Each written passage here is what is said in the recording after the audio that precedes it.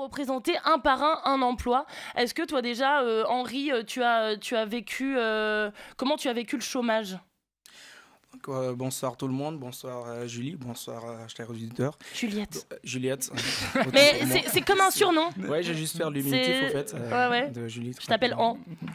Très bien. Henri. Voilà, donc c'est Henri Lois. J'ai vécu depuis 2014 jusqu'au 25 novembre 2015. Donc j'étais au chômage.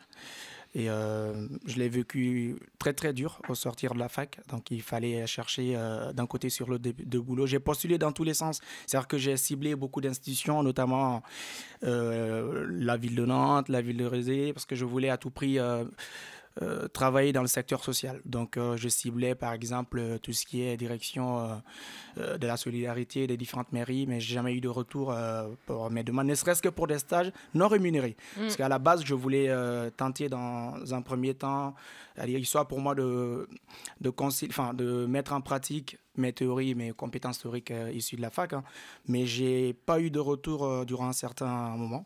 Donc, c'est vrai que ça n'a pas été un moment simple pour moi. Donc, je reviendrai dessus sur ce parcours difficile-là.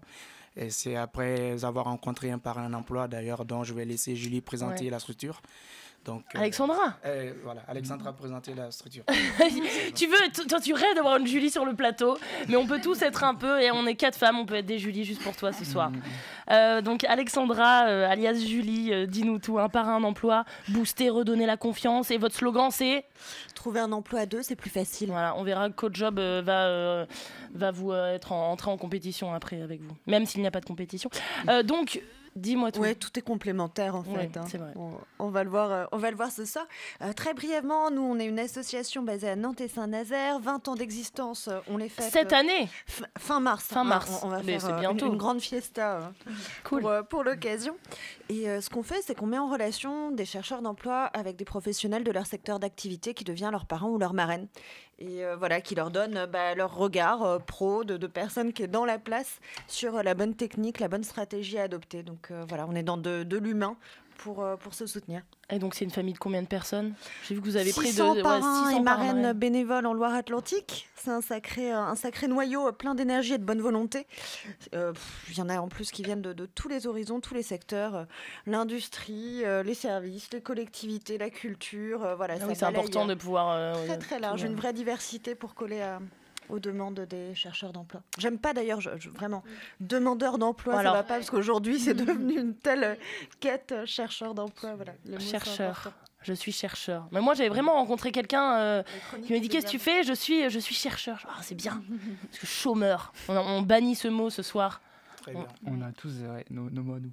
Toi, c'est quoi ton mot, toi, Nous, Mathieu ? c'est les jobbers, nous. Les jobbers. Et tu sais qu'au Québec, ils disent la job.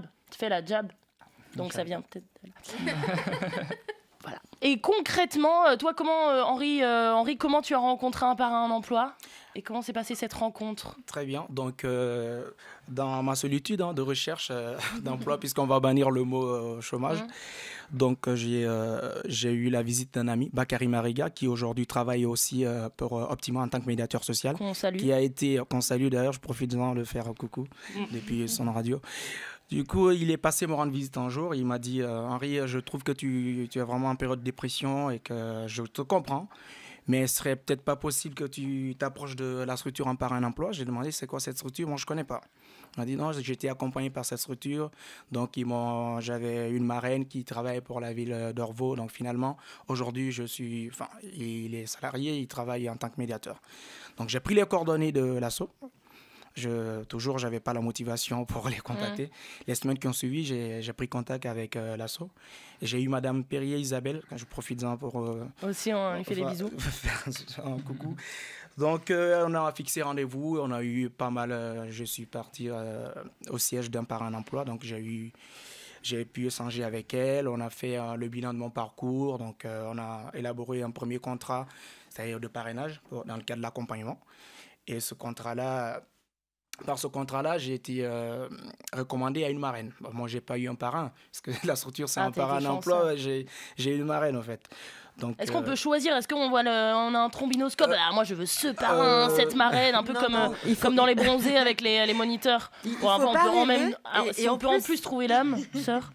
Alors non, mais peut-être qu'on va pouvoir se diversifier dans les activités à l'avenir. Pour l'instant, on est assez monoservice sur la thématique de la recherche d'emploi. Peut-être que voilà, qu'on pourra croiser, ça peut être une idée. Non, faut pas rêver. On a pas mal de marins, de marraines et de marins en réserve. Après, il y a des salariés dans l'association dont je fais partie et on est là pour essayer de déterminer un peu l'adéquation. C'est nous qui connaissons et après voilà. Donc c'est nous qui choisissons clairement en fonction de ce qu'on sent, de ce qu'on cerne, des besoins et du fonctionnement des différents parrains marraines, parce qu'on essaye de faire coller les choses au mieux. Et après, l'un et l'autre ont la liberté de nous dire jackpot, vous avez bien fait votre boulot, ou alors non, vous êtes tombé à côté de la plaque, est-ce qu'on peut changer? Oui, parce qu'au-delà d'avoir le même... on n'est pas non plus au restaurant à choisir dans une carte. Donc je pense que j'en dirai pas plus puisque toi t'as été convaincu. J'ai été justement convaincu et justement dans le même ordre d'idée qu'Alexandra. C'est pareil, j'ai pas choisi un parrain ou une marraine, donc en fonction de mon parcours. Choisi. La structure m'a orienté vers une marraine. Donc c'est comme ça. Et c'était en juin 2015. Et concrètement, elle t'a aidé comment? Voilà, c'était en juin 2015. Et lorsque les rendez-vous ont été fixés avec ma marraine, Jeanne Sarrazin, qui travaille pour la ville d'Orvaux, dans le secteur de la citoyenneté. Bonsoir Jeanne. J'ai pris l'occasion. Décidément. Donc... on a échangé par mail, donc on a fixé des rendez-vous par mail et je suis allé rencontrer Jeanne. On a fait aussi un bilan de compétences pour mon parcours. Elle m'a demandé comment je cherchais mon emploi et quelle était la stratégie utilisée pour la recherche. Donc je lui ai fait savoir que je suis inscrit au Pôle emploi. Bon, je regardais des offres de temps en temps et aussi j'avais fait un CV, je ventilais. Donc on a remis en question cette façon de rechercher. Et tous les deux ensemble, on a construit une stratégie au fait. Comment faire pour y arriver?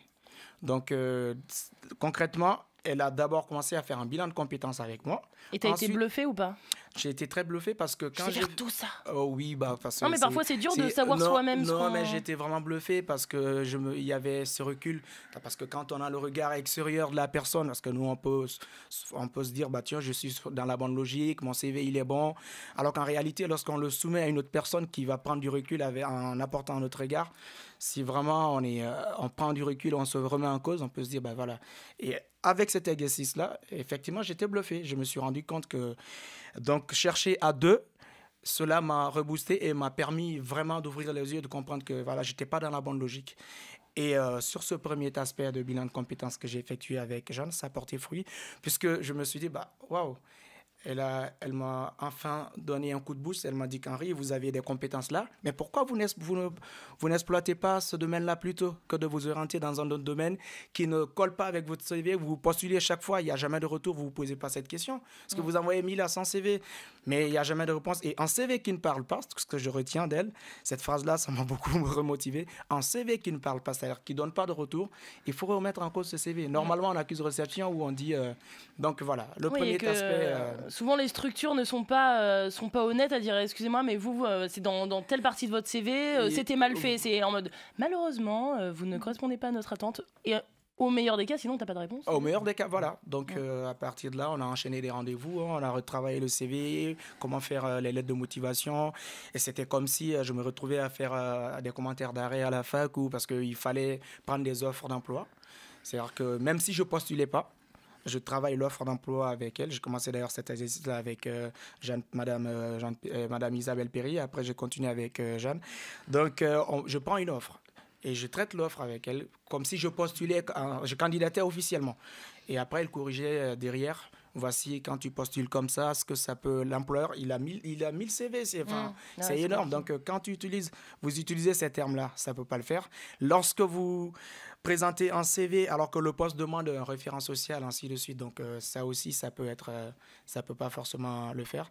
Donc le deuxième aspect, c'était c'est-à-dire de mettre en corollaire mon CV et d'adapter mon CV aux différents appels d'offres dans le secteur que je visais. Donc c'était ça la deuxième étape. Et après ça, elle m'a montré comment chercher les emplois cachés auprès des structures. D'ailleurs, j'ai trouvé mon emploi actuel par le biais d'emplois cachés. Quand j'appelle caché, c'est parce que moi, j'étais inscrit sur le site au Pôle emploi, j'étais demandeur d'emploi. Donc, je cherchais que par le biais du Pôle emploi, en fait. Et elle m'a montré, par exemple, il y a des structures qui vont juste publier sur leur site les offres d'emploi, comment aller chercher, fouiller, je ne savais pas. Donc, j'ai découvert ça grâce à un emplois parrain. cachés. Donc, pour le moment, voici le deuxième élément. Oui. Vas-y, Non, Elodie. c'est pour juste dire que aussi en tant que en tant que chercheuse d'emploi, c'est vrai qu'il y a le marché caché. Pour l'expliquer un peu, c'est tout le marché, toutes les offres d'emploi qui ne vont pas être publiées ou qui vont être publiées alors qu'on a déjà la personne qui est sélectionnée. Et apparemment, selon les derniers chiffres, cela représentait presque 6 offres sur 10 qui étaient non publiées. Donc, voilà. C'est une grosse part. Après, je ne sais pas si c'est les bons chiffres ou pas, mais... Ça dépend à quelle échelle on Ouais. se situe. Est-ce que c'est l'agglo, le département, etc. Mais oui, et des secteurs aussi. Le social, les collectivités, ça c'est particulièrement, ça fonctionne beaucoup comme ça. Sur le réseau, ouais. Très bien. Les emplois cachés, eh bien, on va trouver ces emplois. C'est Nous, vrai qu'on est chercheurs. Ouais, vous êtes chercheur, quoi. C'est tout un talent, en fait. Enfin, en fait, il n'y a pas de en fait. On va faire une pause musicale, chers amis. Si vous voulez nous dire un dernier petit mot avant cette pause musicale. Oui, voilà, donc c'était pour déjà remercier la structure Un Parrain Emploi, puisqu'à travers la recherche à deux, j'ai pu quand même trouver aujourd'hui un emploi. Je suis pas resté dans mon coin, donc je conseille à toute personne qui se trouve aujourd'hui actuellement dans cette situation dont j'ai vécu, de ne pas perdre espoir, peut-être de s'approcher auprès de plusieurs structures. Aujourd'hui, on a dans cette émission, il y a beaucoup de structures qui œuvrent dans ce sens-là, comme Un Parrain Emploi. Donc, il y a plusieurs structures en Nantes aujourd'hui qui ne se sentent pas isolées. C'est possible. Moi, j'ai eu un parcours complexe et compliqué, mais aujourd'hui, j'en suis une référence et une preuve. Donc, ils peuvent se servir de mon exemple et s'approcher des structures pour